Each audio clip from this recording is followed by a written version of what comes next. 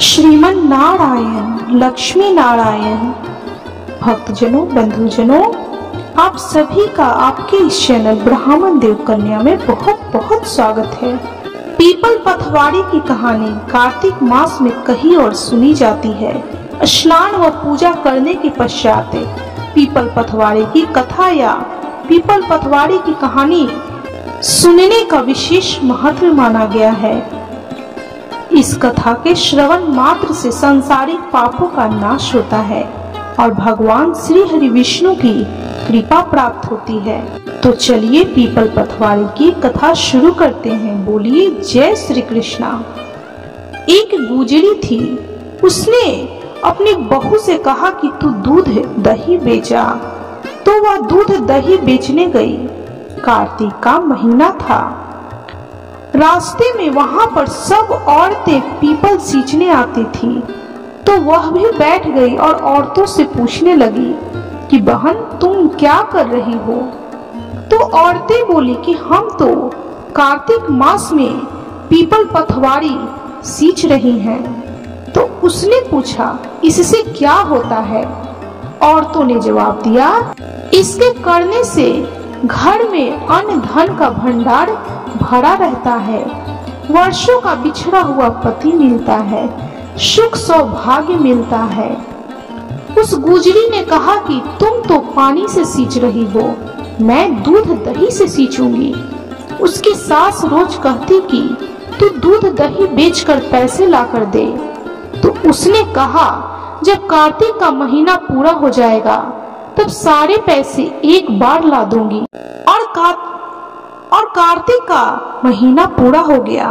कार्तिक पूर्णिमा के दिन गुजरी पीपल पथवाड़ी के पास धरना लेकर बैठ गई। पीपल ने पूछा कि तुम यहाँ क्यों बैठी हो। उसने कहा मेरी सास दूध दही के पैसे मांगेगी। तो पीपल ने कहा मेरे पास पैसे नहीं हैं, यह पत्थर डंडे पान पत्ते पड़े हैं, वह ले जा और गुल्लक में रख देना। जब सास ने पूछा पैसे लाई है, तो गुजरी ने कहा कि मैंने पैसे गुल्लक में रखे हैं। तब सास ने गुल्लक खोलकर देखी तो सास देखती रह गई। उसमें हीरे मोती जगमगा रहे थे। पत्थर डंडे और पत्ते हीरे मोती में बदल गए थे। सास बोली कि बहू इतना पैसा कहाँ से लाई। तो बहू ने आकर देखा तो बहुत धन पड़ा है। तब गुजरी ने कहा सासू जी मैंने तो एक महीना दूध दही से पीपल पथवाड़ी को सींचा था और मैंने उनसे धन मांगा था, तो उन्होंने मुझे पत्थर डंडे पत्ते दिए थे जो मैंने गुल्लक में रख दिए थे। वही पत्थर डंडे और पत्ते हीरे मोती में बदल गए। तब सासू जी ने कहा कि अब की बार मैं भी पथवाड़ी पीपल सींचूंगी। सासू दूध दही तो बेच आती और हारी धोकर पीपल पथवाड़ी में रख आती और बहू से कहती कि तू मेरे से पैसे मांग। तो बहू ने कहा कि कभी बहू भी सास से पैसे मांगती है। तो सास बोली कि तू मेरे से पैसे मांग। तो बहू ने सास से दूध दही के पैसे मांगे। तो सासू जी पीपल पथवाड़ी पर जाकर धरना लेकर बैठ गई।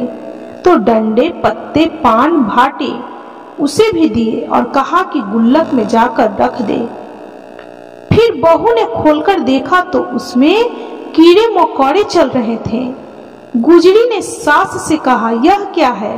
तो सास देखकर बोली कि पीपल पथवाड़ी ने तेरे को तो अन्न धन दिया और मुझे कीड़े मकोड़े दिए।